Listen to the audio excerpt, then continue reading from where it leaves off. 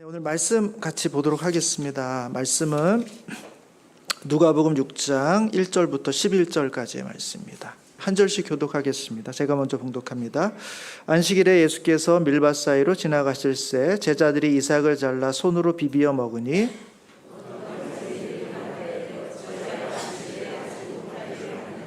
예수께서 대답하여 이르시되 다윗이 자기 및 자기와 함께 한 자들이 시장할 때 한 일을 읽어보지 못하였느냐?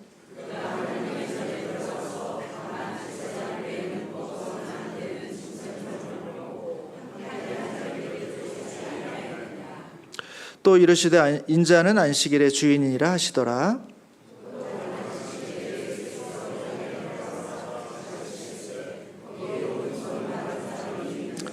서기관과 바리새인들이 예수를 고발할 증거를 찾으려 하여 안식일에 병을 고치시는가 엿보니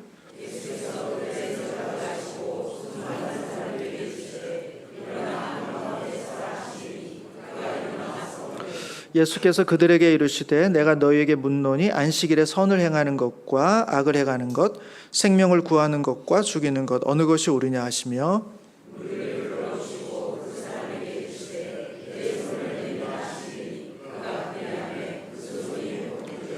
같이 읽습니다. 그들은 노기가 가득하여 예수를 어떻게 할까 하고 서로 의논하니라. 아멘. 네, 오늘은 이제 두 본문 다 이제 안식일과 관련된 그런 내용을 다루고 있습니다. 이 안식일은 조금 중요한 주제거든요. 율법적으로도 안식일 규정이 정확히 나와 있기도 하고 또 안식일을 또 저희들이 지금 안식일을 지키는 건 아니거든요. 저희들은 지금 주일을 지키고 이제 안식일을 하면 우리는 보통 이제 토요일 날 일곱째 날을 생각하는데 엄밀하게는 물론 이제 금요일 저녁부터 뭐 토요일 이제 해질 때까지를 이제 안식일로 봅니다만 저희들은 그 날을 지켜서 예배드리는 것이 아니라 주일을 따라서 이제 예배를 드리게 되는 거죠. 그럼 어떻게 이 안식일이 주일이 됐는가 하는 부분도 굉장히 이제 중요한 주제 중에 하나입니다. 그래서 이 내용은 다음 주에 우리 성도님들께 이 주제를 가지고 안식일과 주일에 대한 그런 내용으로 좀 다루려고 하고 오늘은 조금 더 이 안식일 계명과 관련된 그런 내용으로 이 안식일 내용을 좀 살펴보려고 합니다. 여러분 안식일 계명은 우리 성경의 10계명 중에 몇 번째 계명일까요? 제가 이제 속에 있는 걸 말씀드리도록 하겠습니다. 네 번째 그런 계명이죠. 안식일을 기억하여 거룩히 지키라. 그럼 안식일 계명, 안식일을 기억해서 거룩히 지킨다는 게 뭘까? 한번 우리 뭐 아시겠습니다만 출애굽기 20장 8절부터 11절까지를 좀 찾아서 이 안식일 계명의 규정을 조금 살펴보도록 하겠습니다. 출애굽기 20장 8절 한번 조금 띄워 주시겠습니까? 자, 한번 보시겠습니다. 제가 읽겠습니다. 눈으로 보십시오. 안식일을 기억하여 거룩하게 지키라. 그래서 이제 안식일을 지킬 것, 거룩하게 지킬 걸 이제 말씀하고 있습니다. 엿새 동안은 힘써 내 모든 일을 행할 것이다. 그러니까 안식일 첫 1일부터 이제 6일까지는 열심히 일하고, 그 다음 10절에 보시면 일곱째 날, 이게 이제 안식일인데요. 일곱째 날은 내 하나님 여호와의 안식일인즉 너나 내 아들이나 내 딸이나 내 남종이나 내 여종이나 내 가축이나 내 문 안에 머무는 객이라도 아무 일도 하지 말라. 해서 이제 안식일을 잘 지킨다는 것 중에 하나 중요한 게 눈에 들어오는 게 아무것도 하지 말라는 것입니다. 너뿐만 아니라 너의 자녀들도, 너의 가축도, 너의 종들도, 심지어 너희 안에 머무는 나그네일지라도 그들로 하여금 아무 일도 시키지 마라. 이게 이제 안식일을 거룩하게 지킨다 하는 그런 내용이죠. 그리고 마지막 11절 같이 한번 읽어보도록 하겠습니다. 시작. 이는 엿새 동안에 나 여호와가 하늘과 땅과 바다와 그 가운데 모든 것을 만들고 일곱째 날에 쉬었음이라. 그러므로 나 여호와가 안식일을 복되게 하여 그날을 거룩하게 하였느니라. 해서 이 모세가 말한 이 안식일 규정은 단순히 모세가 새롭게 만들어낸 것뿐만 아니라 그 이전에 창조 때부터 있었던 하나님의 규정이다. 창조 때 여섯째 날 이후에 일곱째 날 하나님께서 안식하셨으니까 거기에 기초해서 너희들도 안식해야 된다. 이렇게 이제 말씀해 주는 것이 출애굽기 20장에 보여주고 있는 이 안식일 계명의 내용입니다. 자, 중요한 건 뭐냐 하면 어떻게 안식일을 잘 지키는가. 아무 일도 하지 말라는 것입니다. 아무 일도 하지 말라. 여러분, 회사 가지 않는 거, 안식일에 당연히 우리가 누려야 될 일입니다. 학교 가지 않는 거, 학생이나 아니면 회사 가야 되는 사람들이 안식일이 너무 좋죠. 회사도 안 가고 학교도 안 가니까. 자, 아무 일도 하지 않는다는 게 뭘 의미할까? 여러분, 밥을 먹는 거는 일을 하는 건가요? 안 하는 건가요? 아니, 정확하게 좀 이렇게 얘기를 해주셨으면 우리가 알 텐데, 그냥 아무 일도 하지 말라고 하니까 일을 뭐라고 규정하느냐에 따라서 해야 되는 것일 수도 있고 안 하는 것일 수도 있겠죠. 밥을 먹는 거, 그럼 이거 일을 하는 걸까? 아니면 일이 아닐까? 만약에 일이라고 한다면 어떻게 돼? 밥 못 먹는 거죠. 안식일엔 밥을 먹으면 안 되는 거죠. 밥을 먹는 건 되는 것 같아요. 그러면 밥을 차리는 건 어떨까요? 예, 제가 1부 때도 그랬는데 여성분들이 강하게 얘기해요. 이건 절대로 일이다. 이건 절대로 하면 안 되는 거다. 모두가 공감하시는 것 같아요. 밥을 차리는 거 왜 안 될까요? 밥을 먹는 건 되는데 차리는 건 왜 안 될까요? 내가 차려야 되니까? 그러니까 이게 규정을 어떻게 하느냐가 이제 고민인 겁니다. 왜냐하면 그걸 알아야, 기준을 알아야 지키든지 말든지, 내가 하면서도 이게 틀린 건지 맞는 건지를 알아야 되는데, 그래서 사람들이 일을 하지 않는다, 아무것도 하지 않는다. 그럼 일이 뭐고 어디까지가 일이고 어디까지가 일이 아닌지를 이제 그 이후에 많은 율법을 연구하는 사람들이 이제 규정을 쭉 만들어 놓는 거죠. 그 장로들의 전통이 되기도 하고 규례가 되기도 해서, 아, 요거는 일이고 요거는 일이 아닙니다. 여기까지는 해도 되고 요거는 하면 안 됩니다. 이런 식으로 이제 그 이후에 율법을 쭉 공부하고 이 안식일 규정을 잘 지키려고 하는 사람들이 이제 그런 내용들을 쭉 만들어 가게 되는 것입니다. 여러분, 탈무드에 보면 안식일에 하지 말아야 될 39가지의 규정이 있어요. 아마 이제 그 연구와 논의 가운데서 정리된 게 이제 39가지인 것 같은데, 농경사회니까 거기에 39가지가 어떤 게 있냐 하면, 씨를 뿌리는 거, 이거는 안 된다, 이렇게 돼 있고, 수확하는 거, 안 된다. 그 다음에 재분하는 거, 이렇게 빻아가지고 밀가루를 만드는 거, 안 된다. 그 다음에 반죽하는 거, 안 된다.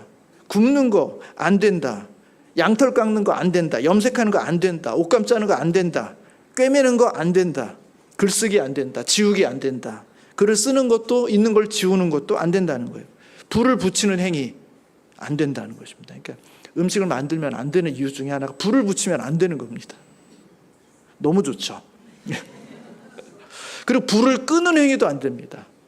그러니까 상태를 바꾸지 못하도록 하는 거예요. 그냥 있는 대로 두는 게 일을 하지 않는 것이다. 이런 식으로 이제 규정을 쭉 한 겁니다. 그리고 심지어는 거리도 있어요. 어디까지 걸어가도 되고 어디 이상 걸어가면 안 된다.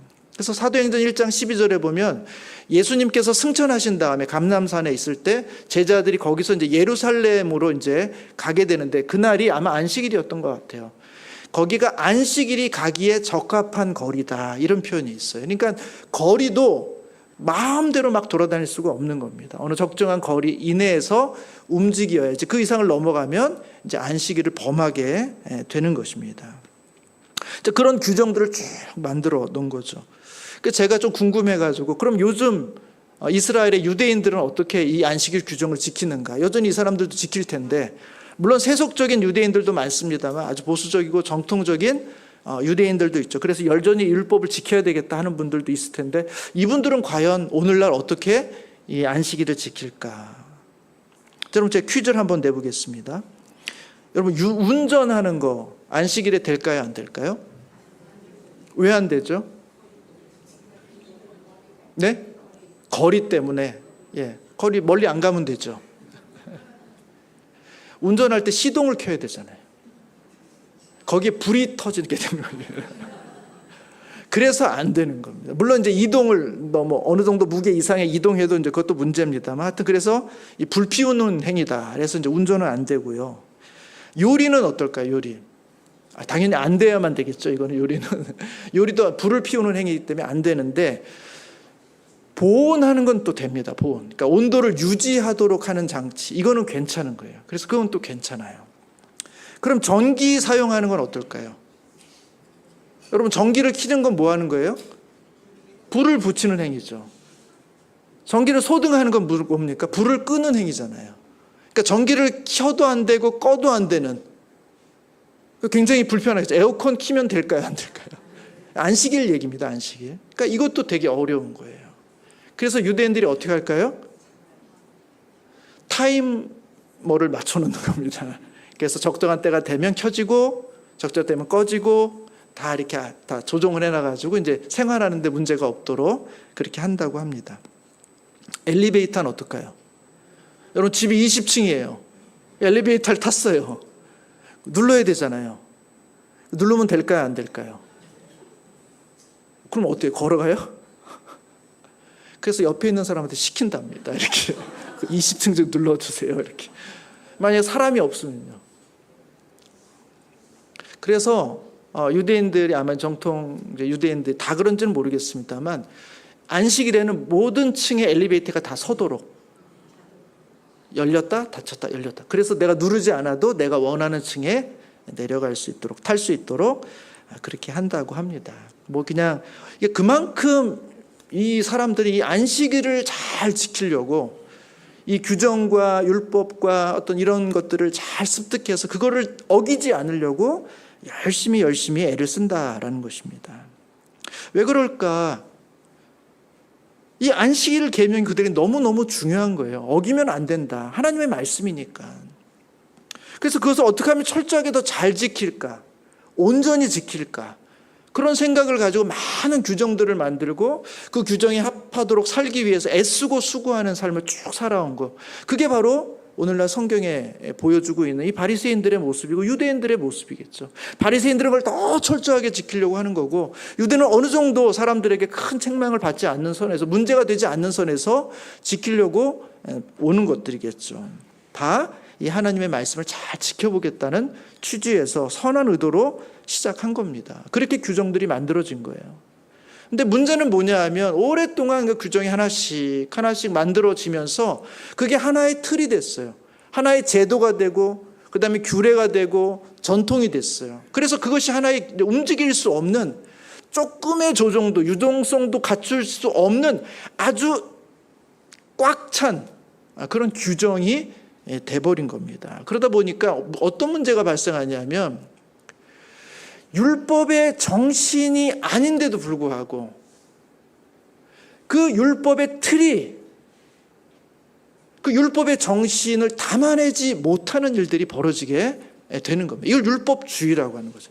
본질은 그게 아닌데 율법, 안식일이 가지고 있는 본질의 내용들이 있는데 이걸 너무 잘 온전하게 상하지 않게 만들겠다고 막 만들어 놓다 보니까 점점 더 많은 규칙들을 만들고 율례들을 만들고 전통을 만들어 가지고는 사람들이 이 본질에 접근하지 못하게 되는 그런 불상사가 발생하게 됐다는 것입니다. 그게 바로 오늘 본문에서 보여주고 있는 내용이에요. 예수님은 그걸 지적하고 있는 것입니다. 오늘 본문 6장 1절에 보시면 이렇게 돼 있어요. 1절과 2절에 보면 아마 안식일에 예수님과 제자들이 이제 길을 쭉 가다가 이제 우연히 어떤 밀밭을 쭉 지나게 된 것 같아요. 그러면 제자들이 아무 생각 없었겠죠. 그냥 안식일이었지만 큰 생각 없이 이렇게 손에 쭉 걸리니까 이제 밀을 좀 몇 개 따가지고는 그걸 손으로 이제 싹 비벼가지고는 조금 대충 먹을만하게 해가지고 입에 넣고 이제 뭐 오물오물 씹었겠죠. 여러분 이게 문제가 됩니까? 안 됩니까? 두 가지 문제가 될 수 있거든요. 하나는 내 밭이 아니고 다른 사람 밭이잖아요. 그러니까 도둑질이 될 수도 있는 거고 또 하나의 문제는 안식일을 어기게 되는 추수 행위를 한 겁니다. 그래서 손으로 막 비벼서 이게 도정행위인지 모르겠습니다. 하여튼 막 이렇게 껍질을 까는 행위. 그래가지고 안식일에 하지 못할 일이 된 겁니다. 사실 도둑 행위는 아니에요. 왜냐하면 신명기의 규례를 따르면 안식일이 언제든지 사람들이 이렇게 지나가다가 이제 그 밭에 있는 걸 먹는 거는 손으로 따서 먹는 거는 허용해 줍니다. 얼마나 배고프면 먹을까. 다만 낯을 대지 못하게 해요. 그거를 이제 그걸 전략적으로 이제 훔칠 생각이다 이렇게 보고 손으로 좀 몇 개 따먹는 것조차는 그 정도는 양해를 해줍니다. 그러니까 지금 이 제자들의 문제는 남의 미래에 들어가서 뭘 먹었다 이게 문제가 아니라 안식일에 하지 못할 일을 했다는 것입니다. 추수 행위를 한 것이고 도정 행위를 한 것이다. 이게 지금 문제입니다. 자, 그러면 이 문제에 대한 예수님의 반응, 바리새인들이 그걸 문제 제기하니까 예수님의 반응은 미안하다. 내가 제자들 단속을 좀 잘못시켰다. 교육을 평소에 잘 시켜야 되는데 얘네들이 깜빡 잊고 그냥 안식일인데도 불구하고 밀을 이렇게 따다가 먹었구나. 미안하다. 내가 교육을 잘 시켜서 다음부터는 못하도록 하겠다. 이렇게 이야기했으면 얘기가 깔끔하게 끝나죠. 그런데 예수님께서는 그들의 요구에 대해서 이거 문제 없는데? 라고 이야기하는 것처럼 말씀하신다는 거죠. 그게 바로 이제 3절부터 4절의 내용입니다. 그냥 예수님께 야, 그 문제 아니야. 괜찮아. 할 수 있어. 이렇게 이야기하시는 게 아니라 우리 또 예수님 말씀 잘 하시니까 옛날에 말이지. 이렇게 하시면서 다윗 시대에 있었던 이야기를 하나 해주게 되는 것입니다. 다윗이 유대인들이 다 존경하는데 사울에게서 도망쳐서 이제 막 자기 목숨을 위해서 막 도망쳐서 다니고 있을 때 아무것도 뭐 어디 할 수가 없으니까 어디 안전한 곳이 없으니까 막 도망치다가 너무나 허기져가지고 이제 제사장들이 모여 살고 있는 노비라는 곳에 이제 딱 도착했습니다. 그래가지고 너무 허기지니까 자기가 여차여차해서 이렇게 오게 됐는데 떡 5개만 있으면 좀 달라. 너무 배고프다. 지금 그렇게 제사장에게 요구한 겁니다. 그러니까 제사장이 우리에게 보통 일반인들이 먹는 떡이 없다. 우리에게 지금 있는 떡이라는 것은 거룩한 떡. 하나님 앞에 올렸던 진설병 말고는 우리가 갖고 있는 게 없다. 그거 지금 이제 새로운 것도 올려놓고 있던 거 내려와가지고 가지고 있는데 이 진설병은 원래 제사장들만 먹게 돼 있단 말이죠. 근데 이 떡밖에 없는데 너희가 뭐 원하면 이 떡이라도 내가 주겠다 하고는 이 다윗이 지금 배가 고프니까 제사장들만 먹게 되어 있는 그 진설병을 받아서 먹은 겁니다. 그 이야기를 딱 해주는 거예요. 그러니까 예수님은 지금 바리새인들에게 뭘 이야기하고 있냐면 야, 지금 이 상황이 문제를 삼으려고 하면 문제가 되지만 사실 다윗을 봐. 다윗은 제사장만이 먹을 수 있는 진설병을 거룩한 자가 아닌데 제사장도 아닌데 그 진설병을 먹었어. 그거 준 사람이 누구야? 제사장이야. 그거 먹고 나서 성경이 다윗에게 정죄했는가? 정죄한 얘기 없어. 지금 너희들도 이 다윗의 행위를 문제 삼고 있지 않잖아. 왜 다윗도 율법을 어겼는데 이 다윗에 대해서는 아무 말도 안 하면서 왜 지금 이 제자들이 배가 고파가지고 시장에 가지고 밀 조금 뜯어 먹은 거 가지고 그거 안식일 규정 어겼다고 너 이렇게 막 문제 삼고 있는데 그게 정말 정당하냐? 옳으냐? 하고는 우리 주님께서 이들에게 이제 묻고 있는 장면입니다. 뭘 얘기하고 싶으신 거예요? 우리 예수님이 율법 지키지 않아도 된다. 안식일 그래 지킬 필요 없다. 그런 얘기 하려는 게 아닙니다. 이 율법이 그렇게 경직되어 있지 않았다는 거예요. 율법은 사람을 살리기 위해서 주신 것이지 우리로 하여금 무엇인가를 못하게 만들기 위해서 주신 게 아니라는 것입니다.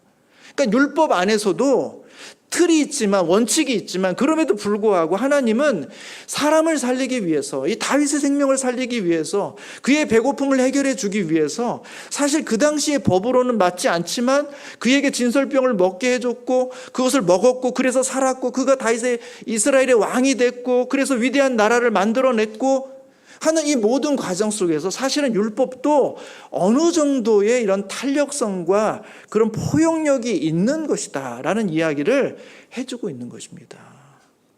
그게 새롭게 만들어낸 이야기가 아니에요. 바리새인들도 다 알고 있는 이야기라는 것입니다. 왜 너희들은 이렇게 엄격하냐? 왜 이렇게 문자에 매여 있냐?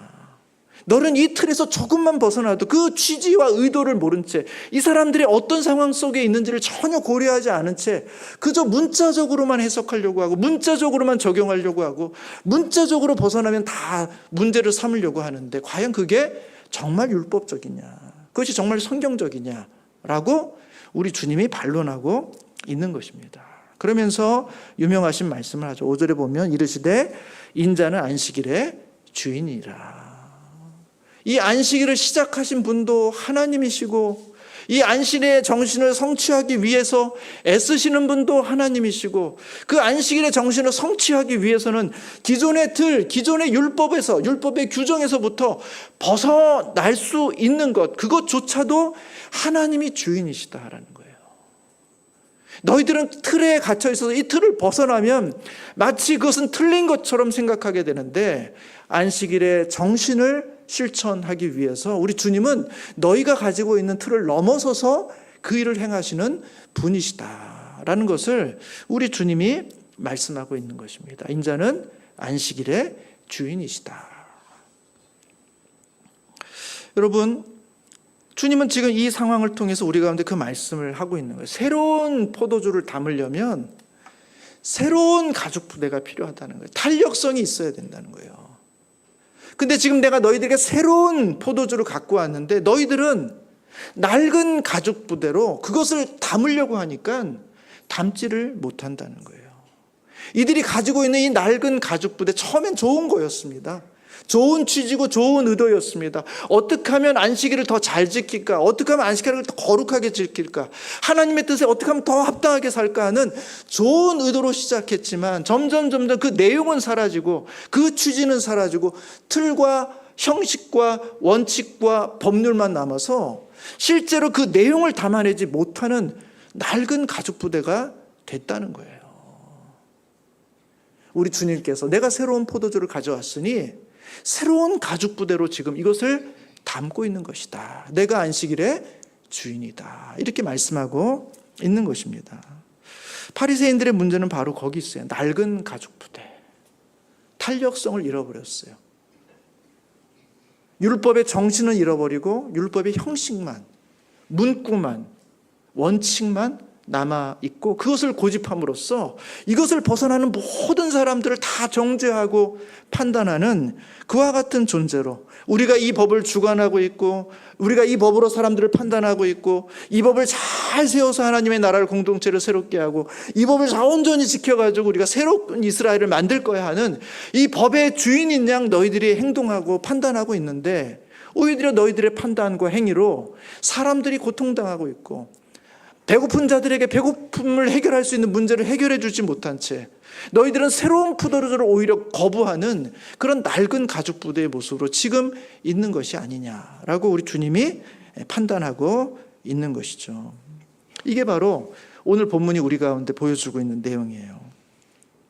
여러분, 우리가 율법을 지킨다고 율법을 강하게 붙잡은 것이 오히려 율법으로부터 점점 더 멀어지는 그런 일이 벌어질 수 있다는 사실, 그 다음 이 안식일 또 이야기가 우리 가운데 보여줍니다. 6절에 보시면 이렇게 되어 있어요. 또 다른 안식일에 예수께서 회당에 들어가사 가르치실새 거기 오른손 마른 사람이 있는지라. 회당에 갔죠, 안식일에. 근데 공교롭게 거기에 이제 오른손 마른 사람, 아마 무슨 풍이 왔는지 오른쪽에 마비가 와가지고 이제 오른손을 쓰지 못하는 사람이 회당에 같이 있었습니다. 그러니까 이 바리새인들이 딱 보는 거예요. 저기 환자가 있으니까 주님이 뭔가를 하겠지? 하면 그걸 가지고 고발해야 되겠다 생각하고는 이제 마음속에서 계속해서 주님이 어떻게 하는가를 이렇게 엿보고 있습니다. 우리 주님이 이거 알았을까요? 몰랐을까요? 알았습니다. 우리 주님 딱 알죠.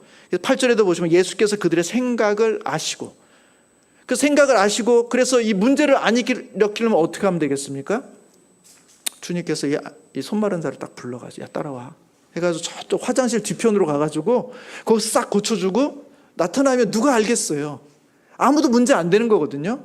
근데 주님은 의도적으로 이 안식일에 많은 사람들 앞에 이 사람을 세웁니다.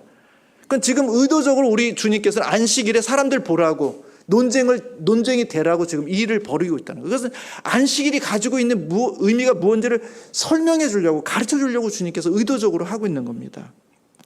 8절에 보시면 일어나 한가운데 서라 하시니 그가 일어나 서거늘 예수께서 그들에게 이르시되 내가 너희에게 묻겠다. 이렇게 묻습니다. 안식일에 선을 행하는 것과 악을 행하는 것, 안식일에 생명을 살리는 것과 죽이는 것, 무엇이 옳으냐? 여러분 대답해 보세요.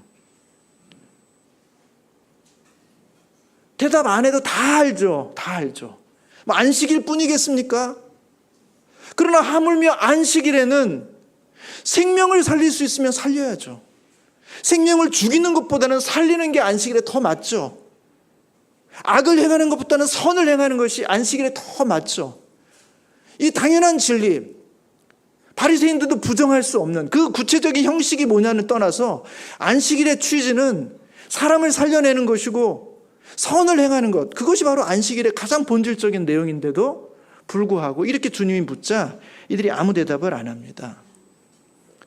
그 사실을 거부할 수 없으면서도 또한 받아들일 수 없었던 그들의 낡은 가죽 부대, 아무 대답 못하죠. 그래서 10절에 보시면 무리를 둘러보시고 그 사람에게 이르시되 내 손을 내밀라 하시니 그가 그리하매 그 손이 회복된지라 하시면서 이 안식일의 가장 본질적인 것은 선을 행하는 거야. 안식일의 가장 본질적인 것은 생명을 살려내는 거야. 마른 손을 회복시켜주는 거야.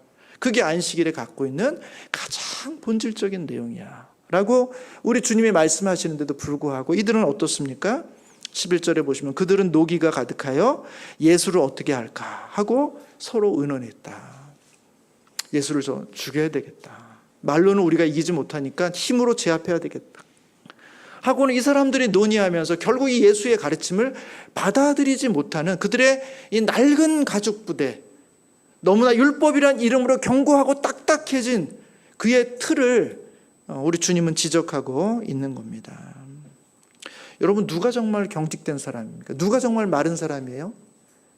손 마른 사람이 문제가 아니라 마음이 굳어버린 사람, 너무나 율법을 잘 지키려고 그 율법을 견고히 붙잡고 있다가 결국은 율법주의가 된 이 바리새인들이 바로 이 마른 사람이라는 사실을 성경은 우리 가운데 보여주고 있습니다. 주객이 바뀌는 거예요. 여러분, 누가복음에는요 이 이야기 말고도 또 몇 차례 이 안식일 논쟁이 있습니다. 한번 찾아가 보겠습니다. 13장입니다. 13장.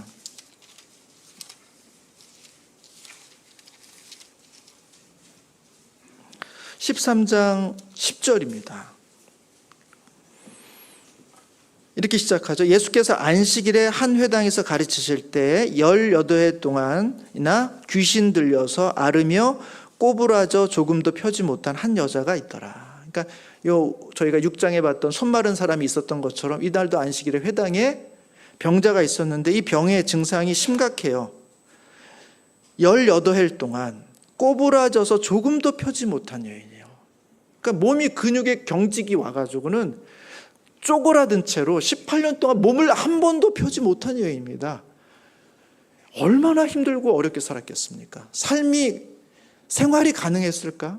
한 번도 편안한 자세를 가져보지 못한 그런 여인인데, 그럼 사람들에게 동정과 위로를 받아야 마땅한데 그럼에도 불구하고 그렇지 못했어요. 왜? 귀신 들려서 앓았다라고 사람들이 생각했기 때문에. 저 사람 괜히 불쌍히 여겨주고 동정해주고 가까이 갔다가 혹시나 그 귀신의 영향을 받을까 봐, 귀신의 위협을 받을까 봐, 내가 귀신이 없는 거 아닐까?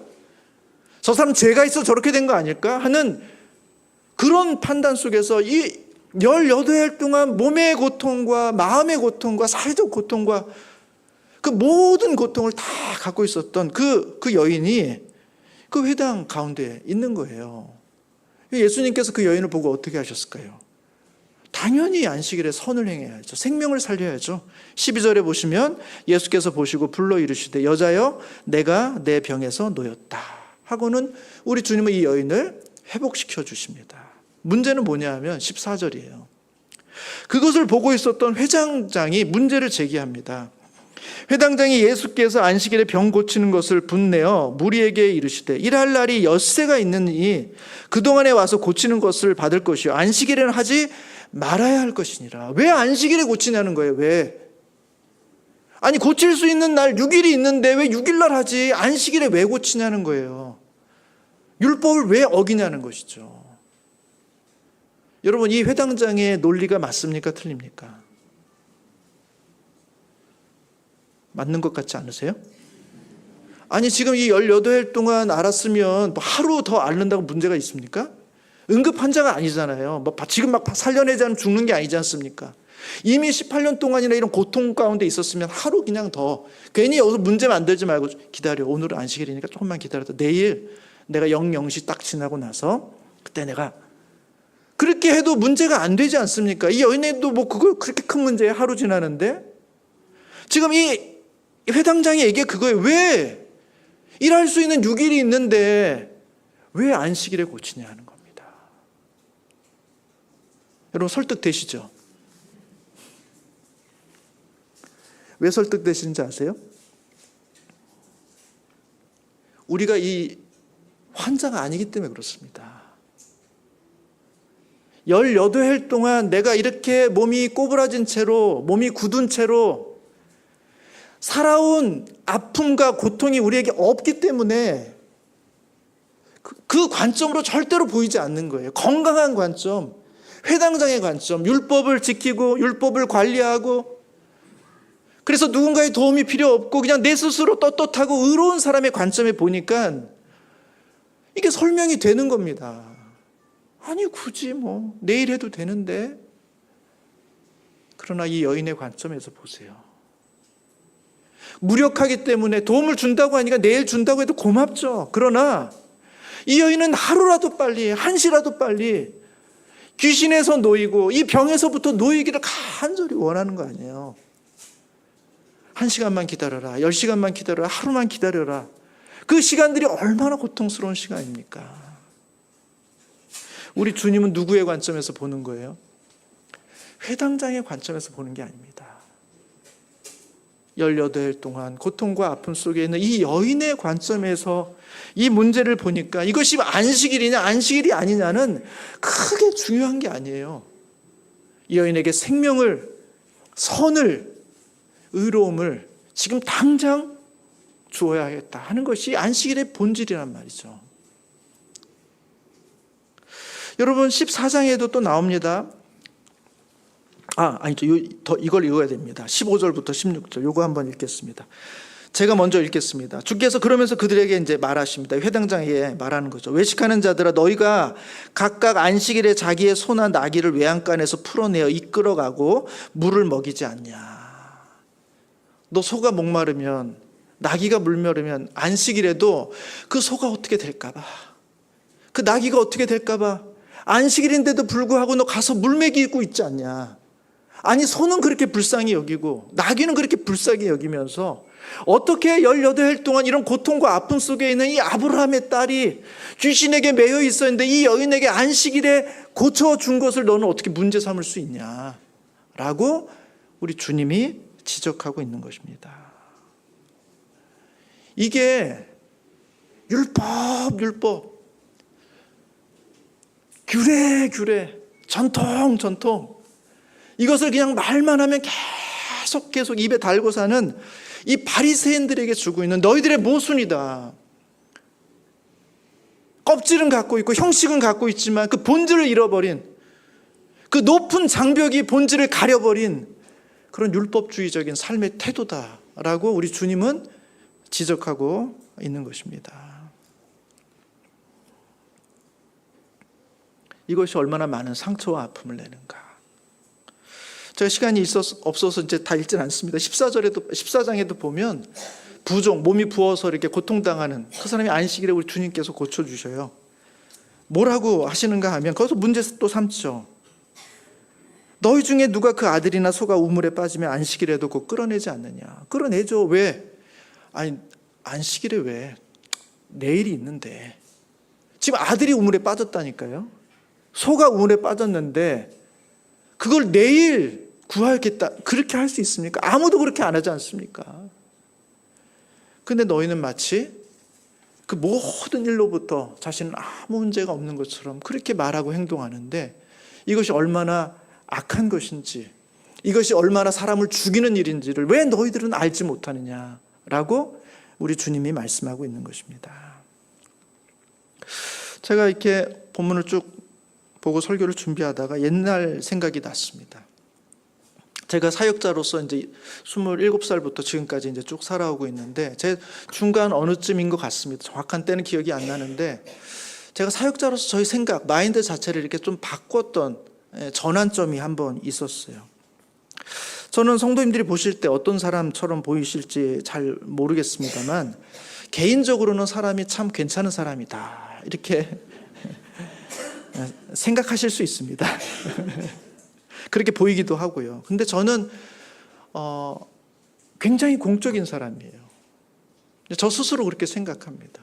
그러니까 공과 사를 굉장히 구분하고 아무리 사적인 관계가 있어도 이 공적인 영역에서는 그거를 이렇게 섞이지 않으려고 부단히 애를 씁니다. 물론 뭐 완벽하게 그걸 해낼 수는 없죠. 그래서 가능하면 정말 좋은 사역자라면 이 공과 사가 잘 구분이 좀 되고 그 다음에 이 공적인 영역이 조금 더 확대되고 사적인 영역을 조금 희생해서라도 공적인 영역에서 하나님의 일들을 잘 감당해내는 게 좋은 사역자, 정말 그거는 괜찮은 사역자고 나는 그런 사역자가 되고 싶다 하는 그런 마음을 가지고 이제 살아왔습니다. 근데 사역자의 삶 가운데 이 공과 사를 구분하는 게 굉장히 어렵습니다. 아마 직장생활 하시는 분들도 이게 어디까지가 직장생활이고 이제 어디까지가, 물론 이제 시간을 통해서 출근하고 퇴근하고 카톡이 뭐 오냐 안 오냐에 따라서 뭐 이걸 나눌 수는 있을지 모르겠습니다. 사역이라는 게 그렇지 않지 않습니까? 생활하고 굉장히 밀접하게 연결이 되어 있고 집에 가서 뭘 준비할 수도 있고 교회 와서 또 어떤 면에서는 또 개인적인 일을 볼 수도 있고 뭐 이게 막 섞여 있고 또 언제 어떤 필요가 있어서 움직일 수 알 수 없는 그게 막 섞여 있는 그런 일이다 보니까 이 공과 사가 사실 구분하기가 쉽지는 않습니다. 그래서 저 나름대로 갖고 있는 기준은 사적인 영역은 축소시키고 공적인 영역은 좀 확대하자. 그렇게 하면 아무래도 뭐 완벽하지는 않지만 내 스스로가 공적인 영역은 조금 더 넓게 생각하고 사적인 영역은 조금 축소시켜 생각하면 아무래도 조금 더 공적인 사람으로, 사역자로 살 수 있지 않을까 이렇게 생각하면서 저 나름대로 이제 그런 기준을 가지고 이렇게 살아왔습니다. 그러다 보니까 문제가 발생하더라고요. 처음에는 문제가 생기지 않았는데 저희가 결혼하고 한 십몇 년 이렇게 지나고 나니까 문제가 발생하기 시작합니다. 희생자들이 나오기 시작합니다. 그 희생자들이 누굴까요? 사적인 영역에 있는 사람들의 희생자가 나옵니다. 제 아내, 제 자녀들. 저는 그걸 보면서도 느끼면서도 아니 이건 사역자가 마땅히 당해야 될, 내지는 경험해야 될, 그리고 그렇게 살아야만 되는 그런 경험들이 오히려 저를 더 나는 더 공적인 사람이구나. 내가 그렇게 인정받는 어떤 하나의 어떤 경험으로 저 자신을 이렇게 고무시키면서 이렇게 살아왔습니다.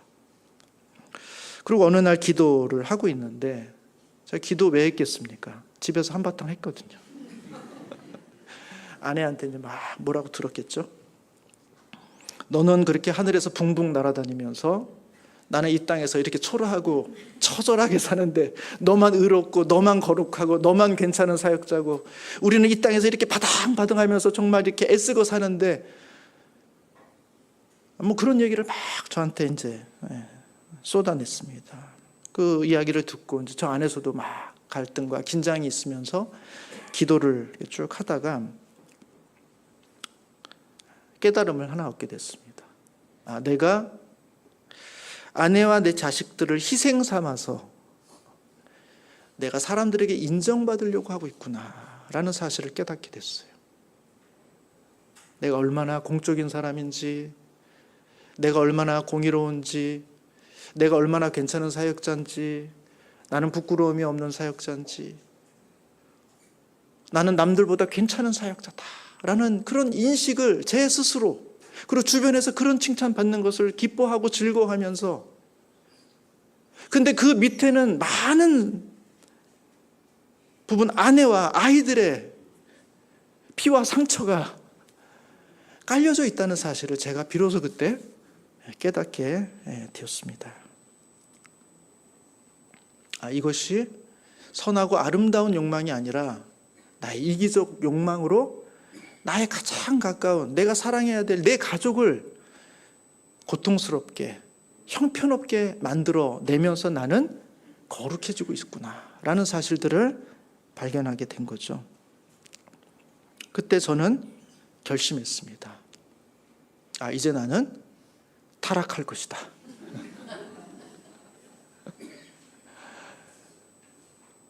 큰 타락은 아니고 조금 타락해야 되겠다. 내가 100점짜리 사역자가 되려고 애쓰지 말아야 되겠다. 내가 90점, 때로는 80점, 사람들이 볼 때 60점짜리 사역자가 되더라도, 그렇게 사람들이 나를 평가해 주더라도 내가 받아들여야 되겠다. 내가 1등급 맞는데 그 1등급을 만나라 많은 사람들을 아프게 하느니 내가 2등급, 3등급을 받으면서 오히려 가족들과 나에게 주어진 사람들에게 사랑과 위로와 소망을 주는 사람이 되어야 되겠다. 나의 가장 가까운 사람들을 내가 살려내지 못하고 오히려 나 때문에 희생당하는, 나 때문에 고통당하고 신음하고 있는 그런 상황 속에서 나를 인정받으려고 하는 이런 삶의 태도, 신앙의 태도, 사역의 태도가 건강하고 정상적일 수가 없다는 사실을 발견하게 됐습니다. 욕을 먹자. 조금 사람들에게 뭐 별 볼 일 없는 사역자네. 뭐 특별하지 않은 사역자네. 80점짜리 정도 받아들이기로 했습니다. 기꺼이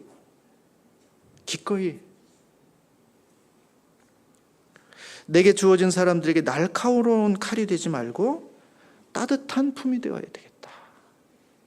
그게 제가 그날 기도하면서 제 스스로에게 고백하고 우리 하나님 앞에 타락을 선포했던 그런 날의 고백입니다. 여러분, 묵자라는 고전에 보면 무감어수 감어인이라는 그런 표현이 있습니다. 전에도 한번 말씀드렸던 것 같은데, 너 자신, 자기 자신을 어떻게 파악하고 알 수 있는가? 거울을 비춰보면 내 모양을 알 수 있죠. 근데 옛날에는 거울이 없으니까 자기의 모습을 파악하기 위해서 이제 물에다가 비춰봅니다. 근데 묵자가 말하는 거예요. 너 자신을 보기 위해서 물에다 비춰보지 말라는 거예요. 무감어수 하라는 것입니다. 그럼 어디에다 비춰봅니까? 감어인 하라는 것입니다. 사람에게 비춰보라는 거예요. 사람에게. 너의 진짜 모습은 거울 속에 있는 게 아니라, 물 속에 있는 게 아니라 사람의 표정 속에, 내 주변에 있는 사람들의 얼굴 속에, 그들의 행복 속에, 그들의 마음의 평안 속에 너의 진짜 모습이 있다라는 이야기를 해주고 있는 것입니다. 내가 정말 좋은 신앙을 가졌는가? 내가 정말 건강한 신앙을 가졌는가? 정말 주님께서 내게 원하시는 신앙의 모습을 가졌는가? 내 얼굴은 밝고 내 자신은 떳떳하고 내 자신은 의로운지 모르지만 그 의로움 때문에 내 주변에 있는 사람들이 다 상처 입고 피 흘리고 좌절하고 정죄감 속에 있게 만든다면 과연 이 성경에 나오는 이 바리새인들과 우리가 뭐가 다른가? 율법의 본질은 놓친 채 율법의 껍데기, 형식, 문구 거기에 사로잡혀서 이것을 붙잡아 이걸 놓치면 망하는 것처럼, 그러나 이것이 우리를 세우는 것처럼 그렇게 그것을 붙잡다가 본질을 잃어버린 그런 신앙의 삶을 살아갈 수 있는 그런 요소가 우리 안에 충분히 담겨져 있다는 것입니다. 여러분, 복음도 율법도 살게 하는 게 목적이에요. 사람을 살게 하는 게 목적입니다. 사랑이 내용이에요. 율법이 무엇을 하지 말라가 아니라 하나님을 사랑하고 내 이웃을 내 몸처럼 사랑하는 것, 이게 율법의 완성이다. 율법의 내용은 사랑입니다. 사랑. 왜 우리는 사랑하지 못하고, 왜 우리는 살리람을 살리는 방향으로 나아가지 못한 채 바리새인들처럼 낡은 가죽 부대에 매어서 우리 주님께서 우리 가운데 주는 새로운 세계, 새로운 질서, 새로운 포도주를 담아내지 못하는가라고 성경은 우리 가운데 말씀해 주고 있습니다. 사랑하는 성도 여러분, 내 주변의 얼굴을 보세요. 오늘 집에 돌아가시거든 내 아내의 얼굴, 내 남편의 얼굴을 보세요. 내 자녀들의 얼굴을 보세요. 나의 가족들이 나 때문에 행복해하고 있는가? 즐거워하고 있는가? 집에 오는 것을 정말 바라고 있는가? 그렇다면 우리의 신앙은 정말 본질에 가까운 신앙을 갖고 있는 것입니다. 그런 은혜가 우리 모든 성도님들 가운데 있기를 주님의 이름으로 축복합니다. 기도하겠습니다.